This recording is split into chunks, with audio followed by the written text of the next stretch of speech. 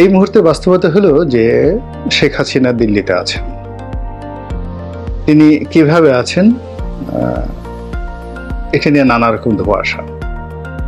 কেউ বলছেন রাজনৈতিক আশ্রয়, কেউ বলছেন ভারত তাকে রাজকীয় মেহমান রূপে তাদের দেশে আশ্রয় দিয়েছে, কেউ বলছেন যে ভারতের পররাষ্ট্র দপ্তর এবং সামরিক বাহিনী তাকে নিয়ে একটা মাস্টার প্ল্যান করছে অনাগত দিনে বা ভবিষ্যতে বাংলাদেশের যে রাজনীতির মাঠ এটাকে ঘোলা করার জন্য এবং দিল্লির যে একক কর্তৃত্বটি প্রতিষ্ঠা করার জন্য শেখ হাসিনাকে হাতিয়ার হিসেবে ব্যবহার করার জন্যে দিল্লি মুছে তা দিচ্ছে। আর বাংলাদেশে বসে আমরা নানা রকম কল্পনা করছি। আমরা অনেকে বলছি যে তাকে গৃহবন্দী করে রাখা হয়েছে।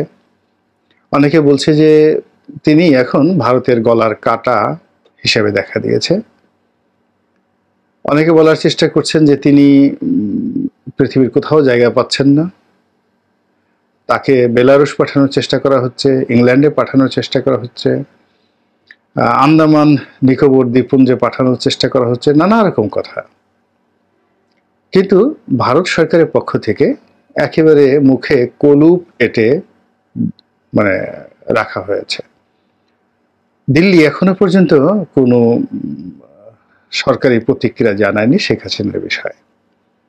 কিন্তু যদি আপনি সার্বিক কতগুলো ঘটনা আমাদের বাংলাদেশে এবং ভারতে যদি লক্ষ্য করেন যে কি কি ঘটনাগুলো ঘটেছে, তাহলে দেখতে পাবেন যে ভারতের যে পত্রপত্রিকাগুলো যারা খুবই শক্তিশালী,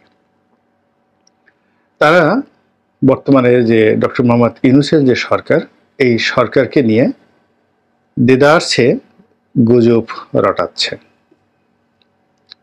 বিষোদ্গার করছে। দ্বিতীয়ত ভারতের যে রাজনৈতিক দলগুলো যারা নিজেদের স্বার্থ নিয়ে, রাজনৈতিক অভিলাষ নিয়ে প্রতি মুহূর্তেই দ্বন্দ্ব এবং সংঘাত করে থাকে, তো তারা প্রায় না একেবারে সবাই শেখ হাসিনার ব্যাপারে ঐক্যমত পোষণ করেছে যে শেখ হাসিনার জন্য ভারতের কিছু করা উচিত, শেখ হাসিনার ভারতে থাকা উচিত, ইত্যাদি ইত্যাদি আরো অনেক কিছু বিষয়। এমনকি সম্প্রতি যে রাহুল গান্ধী আমেরিকাতে গিয়েছেন, সেখানে গিয়ে তিনি যে বক্তব্য দিয়েছেন, স্পষ্টতই ইউনূস সরকারকে দায়ী করেছেন এবং তিনি বলেছেন যে বাংলাদেশে যেভাবে সাম্প্রদায়িক শক্তি ক্রমশ শক্তিশালী হচ্ছে, যা কিনা ভারতের জন্য খুবই ক্ষতিকর। এবং আওয়ামী লীগের সঙ্গে ভারতের যে সম্পর্ক, শেখ হাসিনার সাথে যে সম্পর্ক, সেই সম্পর্কের বিষয়টি তিনি যত কূটনৈতিক তৎপরতার সঙ্গে এগিয়ে গিয়েছেন বা এড়িয়ে গিয়েছেন, এটি ওখানে যারা সংবাদ কর্মী ছিলেন বা যারা দেখেছেন তারা সবাই মোটামুটি বুঝতে পেরেছেন যে রাহুল গান্ধীর দৃষ্টিভঙ্গি শেখ হাসিনার সম্পর্কে আগামী দিনগুলোতে যদি তিনি ক্ষমতা আসেন সেটা আরো স্ট্রং হবে। এরপর শেখ হাসিনা সেখানে থেকে আমরা যে যাই বলি না কেন, তিনি কিন্তু তার কর্মকাণ্ড করে যাচ্ছেন। গোপালগঞ্জে এখনো পর্যন্ত একটা জেলা অ্যাবসলিউটলি রাজনৈতিকভাবে সিমেন্টেড হয়ে আছে তার পক্ষে। এবং গোপালগঞ্জের এই যে সিমেন্টেড যে অবস্থা, এটি শরীয়তপুর, মাদারীপুর এই দুটো জেলাতেও খুব দ্রুত চলে আসবে। তারপর আস্তে আস্তে আর একটু এগিয়ে আগলঝাড়া হবে, তারপরে বরিশাল সদরে না গেলেও বাগেরহাটের দিকে যাবে। এরপর যশোরেও তারা একটা শক্তিশালী অবস্থান করে ফেলবে 2-3 মাসের মধ্যে। এবং এজন্য নেতাকর্মীদের সঙ্গে যে যোগাযোগ শেখ হাসিনা রাখছেন, তারপর বাংলাদেশে যারা লুকিয়ে আছেন তারাও যোগাযোগ রক্ষা করছেন, এমনকি যাদেরকে গ্রেপ্তার করা হয়েছে। আপনারা তো জানেন যে জেলখানা এমন একটা জায়গা, ওখানে টাকা হলে সবকিছু করা সম্ভব। তো সেই জেলখানাতে বসে বরং আওয়ামী লীগের নেতা যারা আছেন তারা নিরাপদে নিশ্চিন্তে যেভাবে দলীয় কর্মকাণ্ড চালাতে পারবেন, এটি তারা যদি বাইরে থাকতেন এটি সম্ভব ছিল না। তাদের ভয় কাজ করতো, কিন্তু জেলখানাতে তারা অনেকটা নিরাপদ। যেহেতু এটি একটি সুসংগঠিত রাজনৈতিক দল, তাদের টাকা আছে, জনসমর্থন আছে, ফলে তারা ইতিবাচক হোক নেতিবাচক হোক তারা সর্বোচ্চভাবে বর্তমান সরকার এবং আগামীতে যদি বিএনপি সরকার আসে তাদের 12টা বাজানোর জন্য সর্বশেষ চেষ্টা করবে। এটা হলো রূঢ় বাস্তবতা। এখন এই বাস্তবতার পরে দ্বিতীয় যে বিষয়টি সেটি হলো শেখ হাসিনার ব্যক্তিগত চরিত্র কেমন। আমরা সবাই জানি তিনি খুব জেদি, খুবই সাহসী। তিনি মনে করছেন এখনো বাংলাদেশের বৈধ প্রধানমন্ত্রী, ক্ষমতা তার হাতে, এই তিনি এলেন। এবং এই বিশ্বাস থেকে কিন্তু তিনি যে কর্মকাণ্ড করছেন, বডি ল্যাঙ্গুয়েজ দেখাচ্ছেন, এটি সঙ্গত কারণেই ভারতের পক্ষে তার প্রতি নির্ভর করার বা তাকে প্রমোট করার ক্ষেত্রে যাকে বলে ভারতকে আরো উদ্বুদ্ধ করবে। এর কারণ তিনি হতাশ হয়ে যাননি, তিনি হাউমাউ করে কান্নাকাটি করেননি, তিনি অনুশোচনা বোধ করেননি। এখনো পর্যন্ত যদি আপনারা তার কর্মকাণ্ড দেখেন, বরং তার ছেলে একেবারে চুপ হয়ে গেছেন বা কিছু সময় তিনি উত্তেজিত হয়ে এলোমেলো কথা বলেছেন।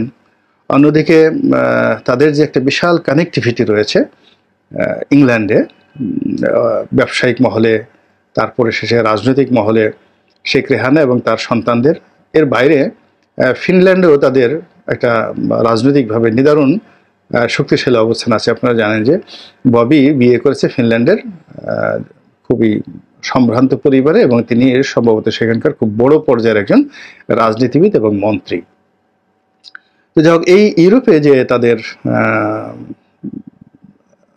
যাকে বলা হয় কানেক্টিভিটি, তার সঙ্গে সঙ্গে আমেরিকাতেও কিন্তু যারা আওয়ামী লীগ করেন, একটা সিঙ্গেল যারা আমেরিকাতে থাকেন, দেখেন তো আওয়ামী লীগের কোনো লোকের মধ্যে কোনো অনুশোচনা আছে কিনা, হতাশা আছে কিনা। বরং তারা এই শেখ হাসিনা এখান থেকে চলে গেছে, আবার ফিরে আসবে, আবার তারা ক্ষমতা পাবে, আবার রাজনীতি করবে, এই ধরনের একটা উচ্চাভিলাষ তাদের মধ্যে কাজ করছে। এবং এই কারণে তারা কিন্তু আমেরিকান যে লবি, সেই লবিটা মানে এখনো পর্যন্ত তারা চালু রেখেছে। 2 নম্বর হলো যে আমেরিকা কিন্তু অফিসিয়ালি শেখ হাসিনাকে কখনোই রিজেক্ট করেনি। আপনাদের বুঝতে হবে যে মিস্টার পিটার ডি হাস বলেন, মিস্টার ডোনাল্ড লু বলেন, জো বাইডেন বলেন, তারা শুধুমাত্র একটা সিঙ্গেল জিনিস চেয়েছিল যে চীনকে বাদ দিয়ে আমেরিকার সঙ্গে তাদের একটা সম্পর্ক হোক। এই এতটুকুই শুধু তারা চেয়েছিল, এর বাইরে কিছু চায়নি। বরং শেখ হাসিনাকে সে 2014, 18, 24 এই ক্ষমতায় রাখার জন্য আমেরিকা যে কৌশল করেছে দিল্লির যাকে বলা হয় গ্রিন সিগন্যালে বা দিল্লিকে খুশি করার জন্য, তার দ্বারা মূলত বিএনপির যারা লোকজন আছে, জামাতের যারা লোকজন আছে, তারা শুধু বারবার প্রতারিত হয়েছে। কিন্তু লাইন অফ যাকে বলা হয় ডিপ্লোম্যাসি, সেই লাইন অফ ডিপ্লোম্যাসিতে আমেরিকা কখনোই বিএনপি বা জামাতকে গ্রিন সিগন্যাল দেয়নি। তারা যে কৌশলগুলো করেছে সেই কৌশলে আওয়ামী লীগকে তারা ক্ষমতা রাখার জন্য মূলত একটা সেফ এক্সিট দিয়েছে।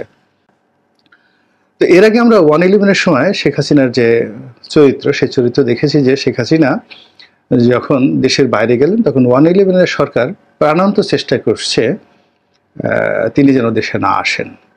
তার টিকিট ক্যান্সেল করা হয়েছে এবং তিনি যেন বিমানে উঠতে না পারেন সেই ব্যবস্থা করা হয়েছে। সব কিছু করার পরও তিনি কিন্তু সেই রীতিমতো চ্যালেঞ্জ জানিয়ে 111-এর সময় ইংল্যান্ড থেকে ঢাকাতে এসেছিলেন এবং তিনি গ্রেপ্তার বরণ করেছেন, কিন্তু কোনো অবস্থাতেই দেশ ছেড়ে যে তিনি বাইরে গিয়েছিলেন সেই বাইরে তিনি থাকেননি। ঘটনা যাই হোক না কেন তিনি এসেছেন। তারপর এখন দেখেন যে অবস্থাতে সেই 111-এর আগের, সে 111-এর পরের ঘটনায় ঘটেছে, তিনি পালিয়ে গেছেন, হেলিকপ্টার করে চলে গেছেন। যেটা শুনতে পাচ্ছি যে তিনি যেতে চাননি। তারপরে যেটা শুনতে পাচ্ছি যে জেনারেল ওয়াকার যখন ক্যান্টনমেন্টে সেই রাজনীতিবিদদের সাথে বৈঠক করছিলেন, তখন কিন্তু তিনি যখন চলে যান তখন তার কাছে খবর ছিল না যে শেখ হাসিনা চলে যাচ্ছেন। তো বোঝার চেষ্টা করেন যে there is a huge gap, অর্থাৎ জেনারেল ওয়াকার যে বৈঠক করছিলেন রাজনীতিবিদদের সঙ্গে, তখন শেখ হাসিনাকে রেখে সেনাপ্রধান কি করতে পারেন এই বিষয় নিয়ে এক ধরনের আলোচনা হতে পারে, অথবা আরো অনেক কিছু হতে পারে, হোয়াট এভার মেবি। কিন্তু যেটা আমরা জানতে পেরেছি যে শেখ হাসিনা